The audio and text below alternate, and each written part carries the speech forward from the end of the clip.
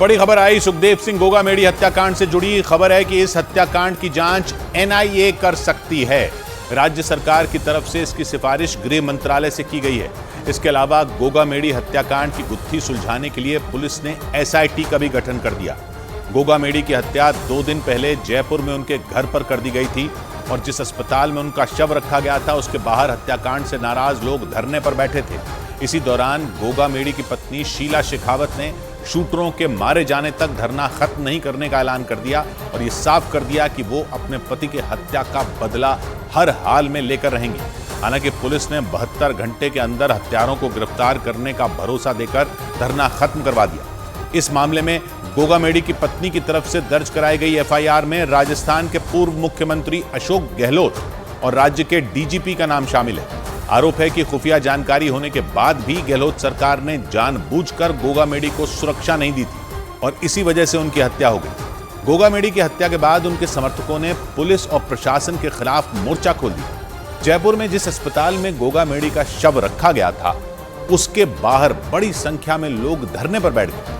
तभी गोगामेडी की पत्नी शीला शेखावत की एंट्री हुई और उन्होंने खुलेआम ऐलान कर दिया कि हत्यारों का एनकाउंटर होने तक आंदोलन जारी रहेगा।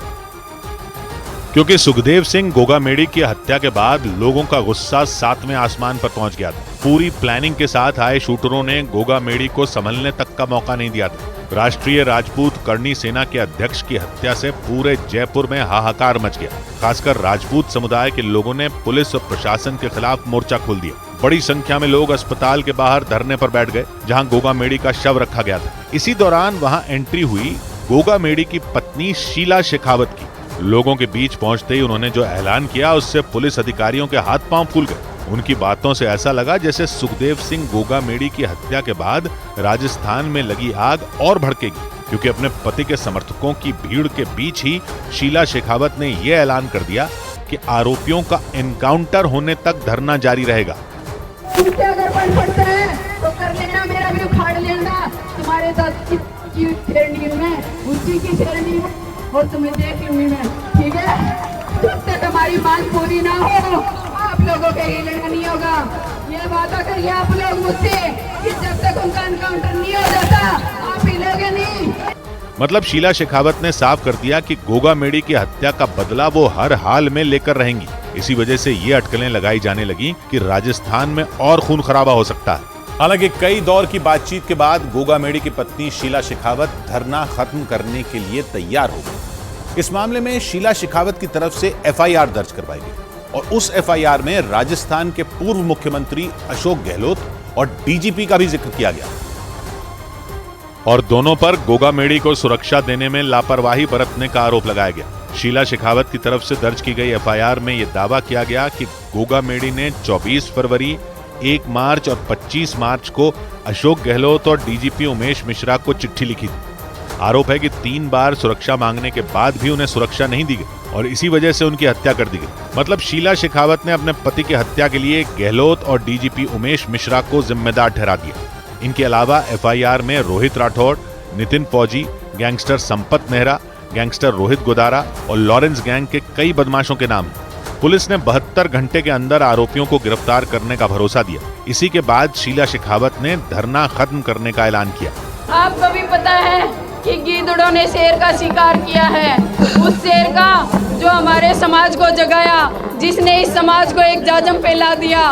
क्या आप लोग उसकी शहादत को ऐसे ही जाने दोगे? लोगों के बीच उन्होंने ये भी घोषणा की कि अगर 72 घंटों में आरोपी नहीं पकड़े गए तो एक बार फिर आंदोलन शुरू कर दिया जाएगा। हालांकि इस हत्याकांड को हुए 48 घंटे से ज्यादा का वक्त गुजर चुका है, लेकिन इसके बाद भी पुलिस को दोनों शूटरों के सुराग तक नहीं मिल सके। इस बीच गोगामेडी के समर्थकों को समझा बुझाकर उनका अंतिम संस्कार करवा दिया गया। अंतिम संस्कार से पहले उनकी शव यात्रा निकाली गई।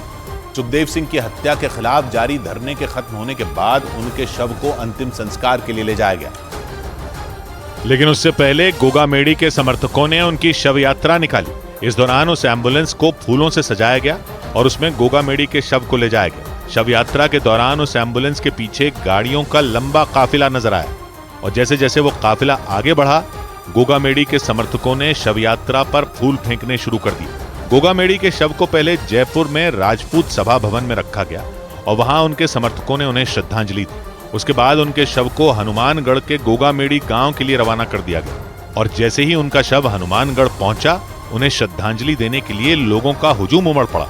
हालांकि पुलिस की कई टीमें आरोपियों को पकड़ने में जुटी हैं। पुलिस सूत्रों के मुताबिक गोगामेड़ी ने अपनी सुरक्षा में 6 पर्सनल गार्ड तैनात कर रखे हैं, लेकिन जिस दिन उनकी हत्या हुई उस दिन उनके 5 गार्ड छुट्टी पर थे। मतलब हत्या वाले दिन उनके घर पर सिर्फ एक सुरक्षाकर्मी ही तैनात था।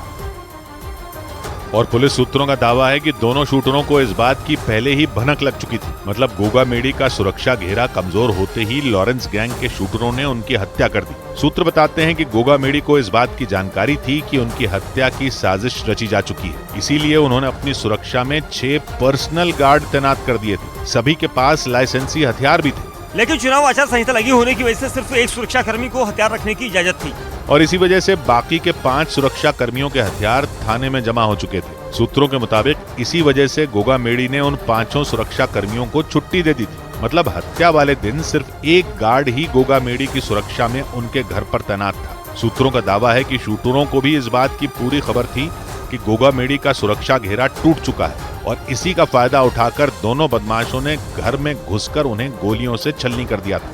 और पुलिस सूत्रों का यह भी दावा है कि शूटरों ने वारदात को अंजाम देने के लिए 5 दिसंबर का दिन सोच समझकर तय किया था, क्योंकि उससे पहले राज्य में चुनाव की वजह से पूरे शहर में चप्पे चप्पे पर पुलिस के जवान तैनात थे और इसी वजह से लॉरेंस गैंग के दोनों शूटर किसी तरह का कोई चांस नहीं लेना चाहते थे।